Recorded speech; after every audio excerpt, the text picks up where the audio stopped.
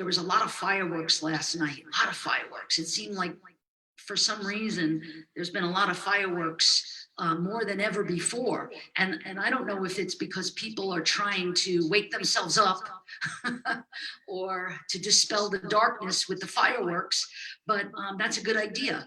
I don't know if it's a good idea to actually do fireworks because it's very bad for the dogs, and the cats. All of our fur children don't really like it too much, but fireworks really come from, you know,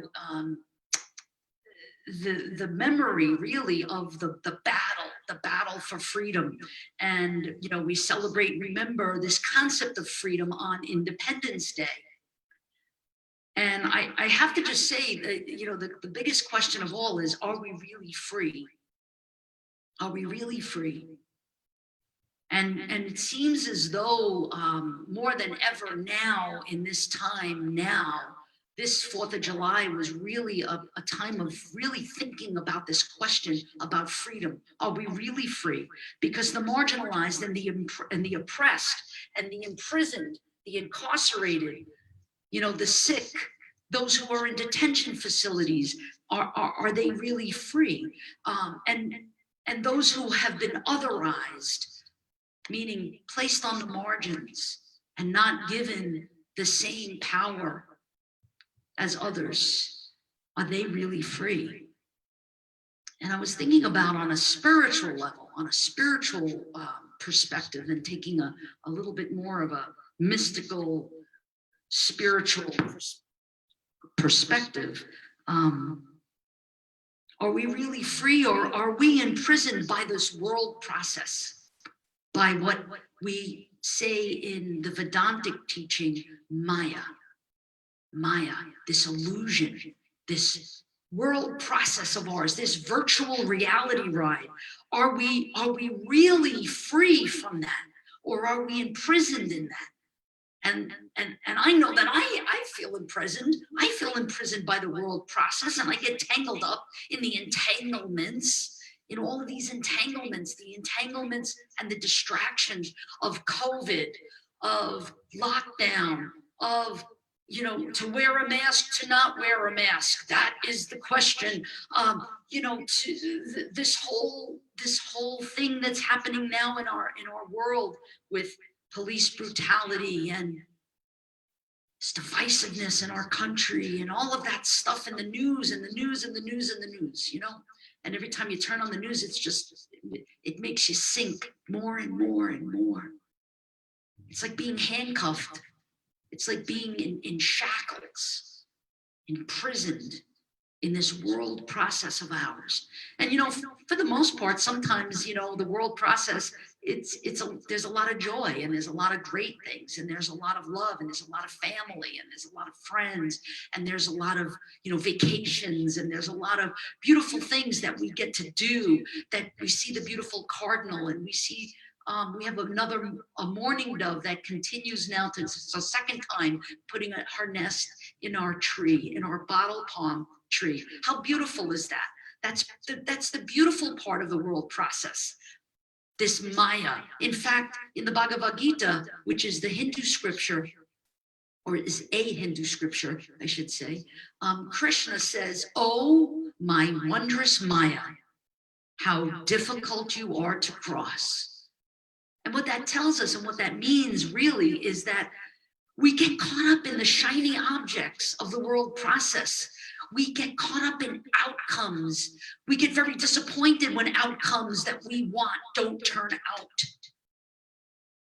And we get really caught up in pain and suffering. You know, the Buddha said that too. The Buddha said that. Buddha said, life is suffering and you can never be free. Why? Why can't you be free? Because you're attached to what? To craving and clinging, craving and clinging. There's so many things that we can list right now in our world that we can be disappointed about. There's so many things that we're thinking, I wish it wasn't that way. And we get caught in this rabbit hole, and we go right down into the rabbit hole. The Master Jesus said, "You will know the truth, and the truth will set you free." That's from the Christian scripture, John. But Jesus, what are you talking about? What is the truth? The truth is that we can become freed from this world process through the recognition of the divine presence as the only reality. You know, in this day and age, again, you know, now we have this new coined term, fake news. I see things on the news, I don't believe any of it. I don't believe not one single thing that anybody's saying. I don't think that that's a good thing either. I don't know what to believe. I have to remember and fall back and surrender into the divine presence's hands. Because the only truth is Sat. Sat is truth. Sat, Chit, Ananda. Existence, knowledge, and bliss. What does that mean? That means that God is truth. That's the only truth there is. That's the only thing that I can take to the bank these days. That's the only thing, because everything else is passing away. We just got some news this week, you know, and Sister Chris, her father had passed away May 27th. And so she's in mourning. We're in mourning. It's my father-in-law. And we just found out this week that Chris's dear aunt from Munich passed away suddenly. And we were supposed to see her, you know, this summer. That got canceled because of the coronavirus, but very, very close to her. And so this news, this sad news, it's like, when are things going to get happy again? But I have to remind myself, I have to constantly remind myself that when I place all of my expectations for happiness in this world, in this Maya, in this illusion,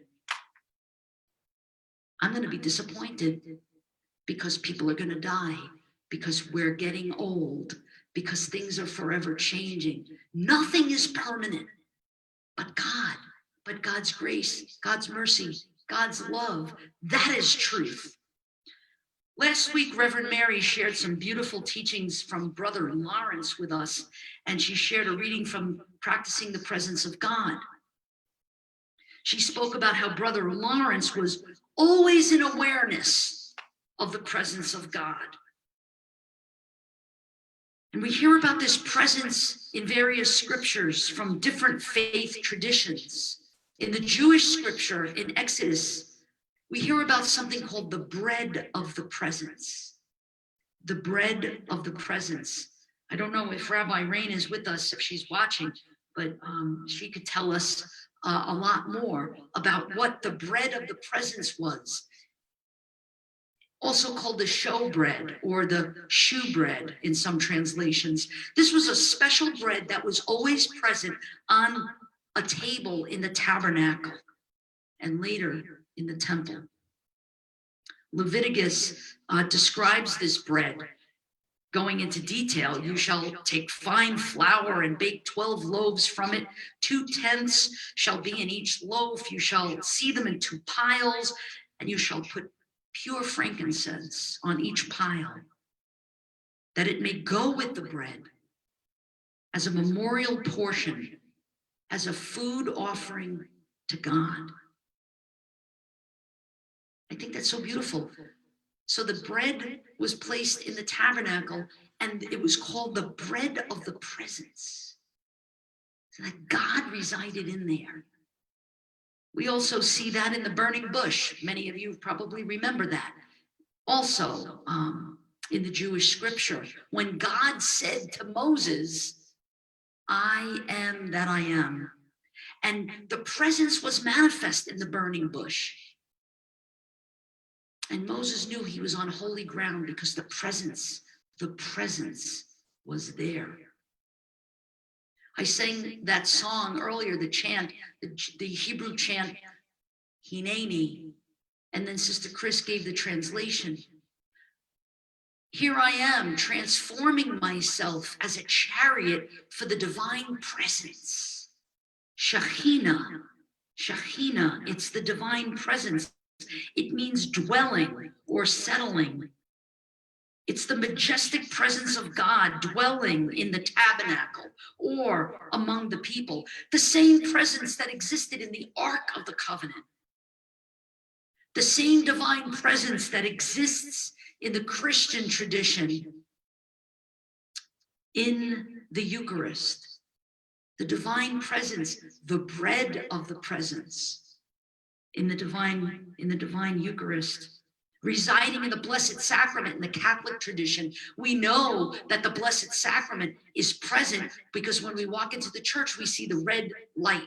There's a red light on, and that lets us know God is home. God is here. This divine presence. In the Hindu scripture, in the Ramayana, beautiful, beautiful story. And we see here Bharat, who is Ram's brother, acting on behalf of the presence, acting on behalf of God by placing Ram's sandals underneath the throne. Ram's sandals served as the manifestation of the divine presence, ever reminding.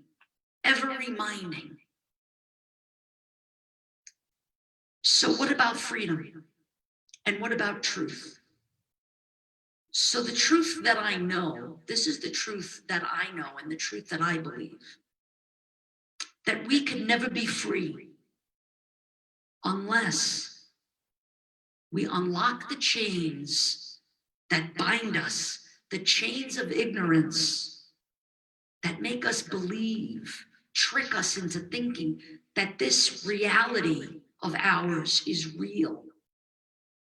And then we sink deep, deep, deep into a hole, chained up. The chain sometimes is around our necks. But the only way to unlock the chain, the only way to give us true freedom is for us to reside constantly in the divine presence. So when we forget the divine presence, we become entangled again, over and over again in the world process. It enslaves us. These entanglements, they're like tentacles of ignorance. We are then not free. We are prisoners of illusion. We're prisoners of Maya. Now, not to despise Maya or to disdain Maya, these matters of the world that matter so much to us, but to be aware and in awe of the divine presence in all things. So to see God in all things. Now, this is not easy. This is not easy. It's not easy to see God in oppression. It's not easy to see God in the coronavirus. It's not easy to see God in us feeling imprisoned in our own homes because we can't come out and we can't be with each other and hold each other. We can't hug each other. How do we see God in that? Because we have to look past the entanglements of the world process and recognize that God is and all is well. The divine presence is here with us, as us, and that's all that exists. And this truth will set us free. The absolute reality is the only key to unlocking the prison of this world. So this truth, this Sat, S-A-T, will set us free. And all we need to do is be aware of it. Open our eyes, see the divine presence, detach ourselves from people, places, things, situations, outcomes, status, grief. All of it does not matter. All that matters is the divine presence. Because all of the other stuff that we think matters is just matter. This awareness, this truth, this Sat will set us free.